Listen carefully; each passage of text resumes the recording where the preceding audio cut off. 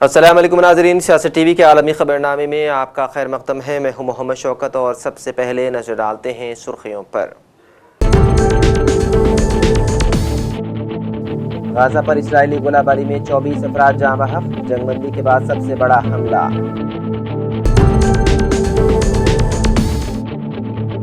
America से कशीदगी उरूज पर, Iran ने की अपने नए ज़ेर ज़मीन मिसाइल बेस की नकाबपोशाई।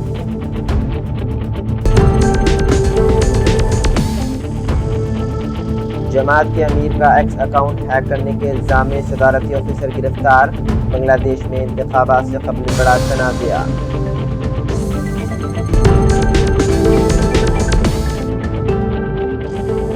अमेरिकी अखबार वाशिंगटन पोस्ट से 1/3 अमला बरतरफ, बैनुल-अक़वामी सहाफ़ियों में मायूसी, शशि थरूर के बेटे ईशान थरूर भी बरतरफ।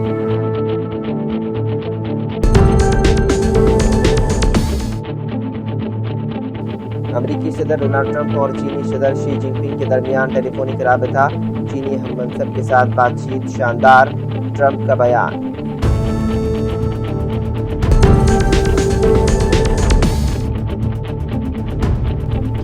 और T20 पाकिस्तान हिंदुस्तान के साथ नहीं खेलेगा, शहबाज शरीफ का ऐलान, कहा बांग्लादेश के साथ इज़हार एकजहती और सोच समझ कर लिया गया है फैसला।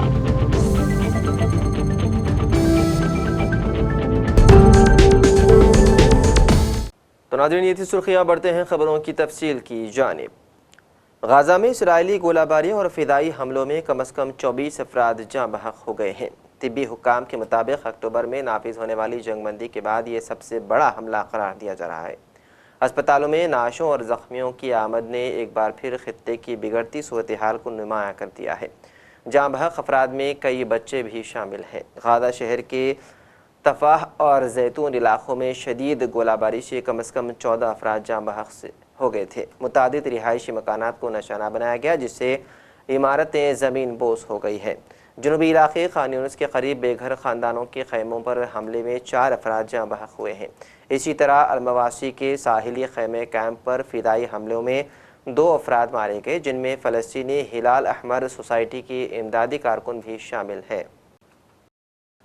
ईरान और अमेरिका के दरमियान कशीदगी बदस्तूर जारी है और उसको हल करने के लिए मुज़ाकरात की सरगर्मियों में तेज़ी आ रही है। इस दौरान ईरान की इस्लामिक रेवोल्यूशनरी गार्ड्स कॉर्प्स यानी कि IRGC ने एक नए ज़ेर ज़मीन मिसाइल बेस की नकाबपोशाई की है। ईरान के पासदारान इनकलाब ने इस तनसीब को मिसाइल सिटी करार दिया है, जहाँ जदीद हथियारों से लैस तवील सुरंगें मौजूद हैं। पाकिस्तान के वज़ीर-ए-आज़म शहबाज शरीफ ने ऐलान किया है कि Pakistan ICC men's T20 world cup 2026 में हिंदुस्तान के खिलाफ नहीं खेलेगा और ये फैसला बांग्लादेश के साथ इज़हार एकजहती और सोच समझ कर किया गया है। पाकिस्तानी मरकज़ी काबीना के इजलास से खिताब करते हुए शहबाज शरीफ ने कहा, खेलों को सियासी असर और रसूख से पाक रहना चाहिए। उनका ये भी कहना था कि पाकिस्तान को हिंदुस्तान के खिलाफ T20 मैच का बाइकआउट करने के मामले में बांग्लादेश के साथ खड़ा होना चाहिए। शशि थरूर के बेटे ईशान थरूर को बड़े पैमाने पर छुट्टियों के दरमियान वाशिंगटन पोस्ट से बरतरफ कर दिया गया है। ईशान थरूर ने इस खबर को शेयर करते हुए एक दिलकश पोस्ट शेयर की है। उन्होंने लिखा, मुझे आज वाशिंगटन पोस्ट से बेशतर बैनुल-अक़वामी अमले और बहुत से दूसरे शानदार साथियों के साथ निकाल दिया गया है। मैं अपने न्यूज़ रूम के लिए और ख़ास तौर पर उन बेमिसाल सहाफ़ियों के लिए जिन्होंने बैनुल-अक़वामी सतह पर पोस्ट की खिदमत की है। वज़ीर ख़ारजा एस जयशंकर ने अमेरिकी महकमे ख़ारजा की मेज़बानी में क्रिटिकल मिनरल्स मीटिंग में शिरकत की। अपने दौरे अमेरिका के एक हिस्से के तौर पर उन्होंने अमेरिकी वज़ीर ख़ारजा मार्को रूबियो से भी मुलाकात की। ये दौरा दुनिया की 2 सबसे बड़ी जमहूरियतों के दरमियान तिजारती मुआहदे पर होने वाले मुआहदे के मुवाफ़िक़ है। वज़ीर ने कहा कि अब मुज़ाकरात का तफसीली बयान जारी है और तवक्को है कि दोनों फ़रीक़ जल्द ही इसकी सही उसूलों पर मुशतरका बयान जारी करेंगे। Well, the main reason I came was that there was a critical minerals ministerium which was convened by Secretary of State Marco Rubio. There were a number of countries, I think about 50 odd countries which were here. So that meeting took place today. In fact, it's still going on. I took a break from that. That was the principal reason. It was a very good discussion. Critical minerals is a very important subject. The US has been a partner for some years. Today they launched a new initiative called Forge, which we have supported. It's a kind of successor to the Mineral Security Partnership. So I think overall, to me it was a good meeting, very productive, very outcome oriented, very business-like, and that was the core reason I came. But obviously, if you're coming to Washington, you do a lot of other things. So yesterday I did my bilaterals with Secretary Rubio. I also had a meeting with the Treasury Secretary Scott Bessent. And today, because a number of other foreign ministers are here, there were a whole lot of pull-asides. Sort of you stand there like you and I are standing and sort of catch up with where the relationship is. So it's been a very useful 2 days. Probably when you were en route to DC, the big announcement came in, the trade deal between... Well, just as I had arrived, yeah. Right. Talk to us about, the talks on the trade deal, were there discussions on that ever since the announcement was made? Well, not directly with me, because that's being handled by Commerce and Industries Minister Piyush Goyal. So what we have is... the Prime Minister and the President had their conversation. There were some announcements which came out of it. So thereafter, I think there's a detailing of the trade negotiations, which is sort of underway as we speak. Dhaka metropolitan police की जासूसी branch ने बांग्लादेश जमात इस्लामी के अमीर doctor Shafiqur Rahman के x account को मुबैना तौर पर hack करने के इल्ज़ाम में बंग भवन यानी कि सदारती महल के एक एहलकार को हिरासत में ले लिया। इस हैकिंग से मुल्क गिर इंतखाबात से अनक़ब्ल बड़ा तनाज़ा खड़ा हो गया है। जमात इस्लामी के अमीर का एक्स अकाउंट हैक होने की खबर ने पूरे बांग्लादेश में हंगामा कर दिया है। उनका अकाउंट हैक करने के इल्ज़ाम में सदारती महल के एहलकार को हिरासत में लिया जाना और तशवीश पैदा करती है।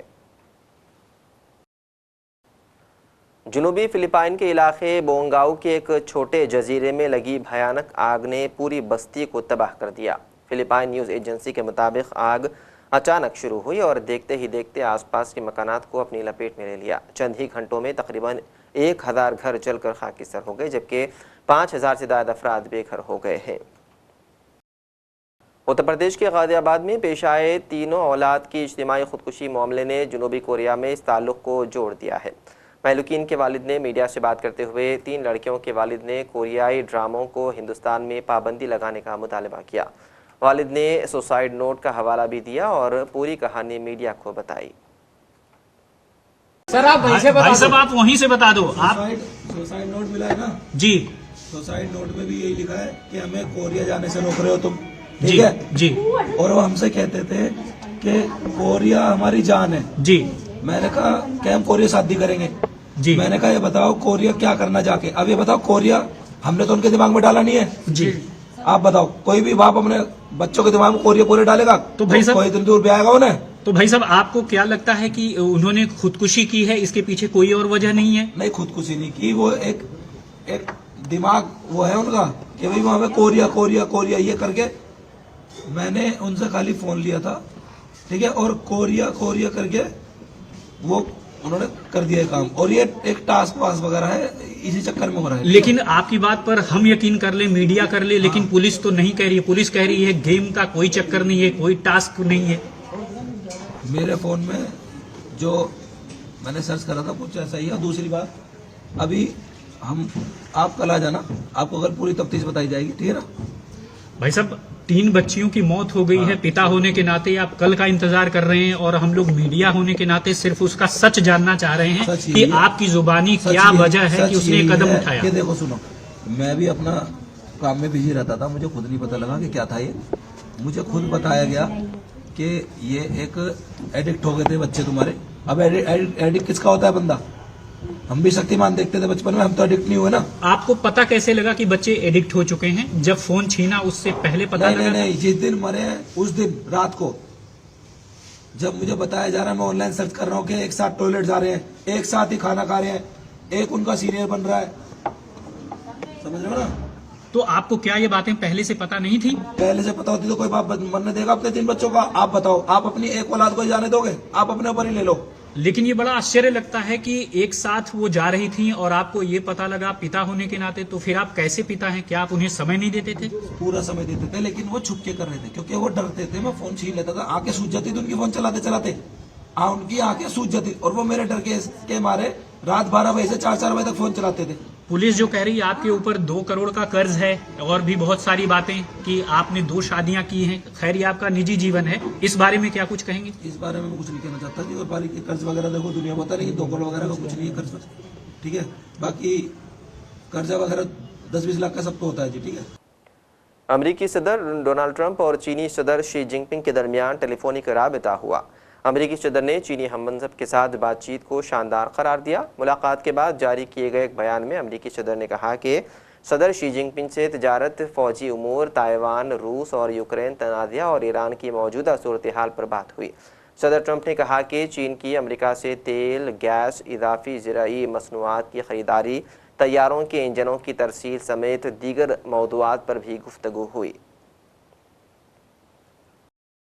हिंदुस्तानी नज़ाद कैनेडियन वज़ीर ने हिंद कैनेडा ताल्लुक़ात पर मीडिया से चंडीगढ़ यूनिवर्सिटी में तफसीली बातचीत की। उन्होंने बताया है कि दुनिया भर में तालीम को बैनुल-अक़वामी बनाने के लिए मशहूर चंडीगढ़ यूनिवर्सिटी ने बैनुल-अक़वामी ताल्लुक़ात बनाने में किरदार अदा किया है।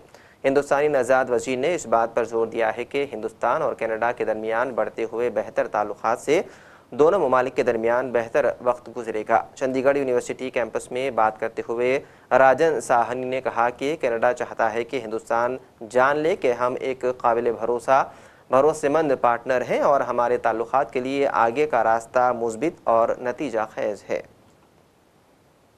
Share me some experience about the India and of course of the Punjab. Well, thank you for that question. I'm just delighted to be here. I arrived in India on January 21st, and I'll be leaving tomorrow, actually. My main mandate in coming to India was to attend India Energy Week and to talk about energy. We know that energy security is on top of mind for many countries in the world. And I think there's a tremendous opportunity for India and Canada to collaborate and have more trade relationships. But of course, when we talk about Canadian energy, 97% of it comes from Alberta. So I'm here to tell the Alberta story and to meet with elected officials and business persons as well to talk about opportunities. Also, of course, there's a very stressing time, and in past few days back, there's a EU free trade agreement, and now we're talking about the India and Canada free trade agreement. So, do you think that it's coming in days? Because we heard about that Mr. PM Carney is also coming to India. So, please tell me about that if there's any plan to. Well, I don't have any inside information for you because we are a subnational government under the federal government, but I'm very optimistic that things will happen in a way that's mutually beneficial and productive for both countries. And part of the reason why I'm here is obviously to talk about Canada and Alberta. And I can tell you I've received a lot of love, a lot of respect, a lot of warmth, and we are here to deepen the bonds of friendship between both countries. Yeah. So we're talking of very strong. So how your countries leverage the aspect to further strengthening ties about India and Canada? Yes, the people-to-people bonds are very strong, and in fact, we had an India-Alberta chamber launch not too long ago in New Delhi, just leveraging on that strength. We've always been friends, and certainly India and Alberta have had a deep friendship, but I'm seeing that there is more and more interest as we're seeing, geopolitical situation is constantly evolving, and that's why it's important to have diverse trade agreements. And I know that there are a lot of members of the South Asian diaspora in Canada, in Alberta, who are seeking opportunities here in India. And I've met with members of the Chamber of Commerce in Delhi and here today who are looking for opportunities to invest in Alberta. So that people-to-people bond has always been there, but it's only going to get stronger and more active. Iran America मुदाकिरात की तातुली से मुतालिक तमाम क़ियास-आराइयाँ दम तोड़ गई हैं। ईरान और अमेरिका ने मुदाकिरात तयशुदा दिन और वक्त के मुताबिक होने की तस्दीक कर दी। ईरानी वज़ीर ख़ारजा अब्बास अराग़ची ने सोशल मीडिया पर जारी पैगाम में तस्दीक की है कि अमेरिका के साथ जौहरी मुदाकिरात जुमे को सुबह 10 बजे मस्कत में होंगे। ईरानी वज़ीर ख़ारजा ने तमाम ज़रूरी इंतज़ामात करने पर ओमानी भाइयों से इज़हार तशक्कुर किया। अमेरिका और रूस के दरमियान जौहरी हथियारों की तादाद को महदूद करने वाला आखिरी मुआहदा न्यू स्टार्ट आज ख़त्म हो गया। न्यू स्टार्ट मुआहदा आज 5 फरवरी को ख़त्म हो गया और दोनों फरीक़ों के दरमियान मुआहदे में तोसी या किसी मुतबादिल मंसूबे पर कोई इत्तेफाक राय नहीं हो सका। इस हवाले से रूसी सदर के मावुन यूरी ओशागोफ का कहना है कि रूस सिफारती ज़राए के ज़रिए स्ट्रैटेजिक इस्तेहकाम बरकरार रखने के लिए पुरअज़्म है। दुबई हुकूमत ने आइंदा 4 साल में दुबई को सरसब्ज बनाने का ऐलान कर दिया। दुबई को सरसब्ज बनाने का नया मंसूबा मुतारिफ करवाया गया है, जिसके तहत हुकूमत ने 15 लाख दरख्त लगाने और 120 नए पार्क्स बनाने का ऐलान किया। इसके अलावा दुबई हुकूमत ने 4 अरब दिरहम का water and green space road map 2030 का ऐलान भी किया है। दुबई में अब 200 नए स्पोर्ट्स और तफरीही मकामात भी कायम होंगे और हर साल 3 नए पब्लिक बैचेस भी बनाए जाएंगे। मंसूबे में बैचेस यानी कि साहिली सहूलियात में 400% इजाफा किया जाएगा और समंदर किनारे अवामी साहिली सहूलियात में वॉक, जॉगिंग और साइकिल ट्रैक्स भी बनाए जाएंगे। और आखिर में सुर्खियों पर एक और नज़र। गाजा पर इस्राएली गोलाबारी में 24 अफराद जाँ बहक, जंगबंदी के बाद सबसे बड़ा हमला।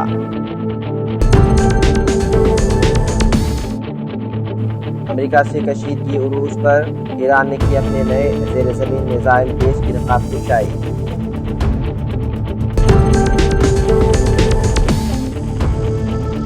जमात के अमीर का एक्स अकाउंट हैक करने के इल्जाम में सदारती ऑफिसर गिरफ्तार।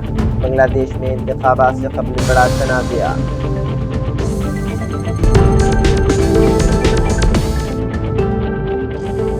अमेरिकी अखबार वाशिंगटन पोस्ट से 1/3 अमला बरतरफ। बैनुल अक़वामी सहाफ़ियों में मायूसी। शशि थरूर के बेटे ईशान थरूर भी बरतरफ।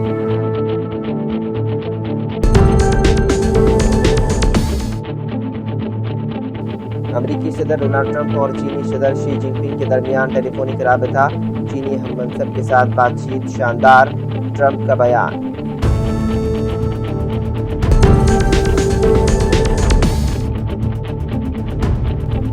और T20 पाकिस्तान हिंदुस्तान के साथ नहीं खेलेगा, शहबाज शरीफ का ऐलान। कहा बांग्लादेश के साथ इजहार एकजहती और सोच समझ कर लिया गया है फैसला।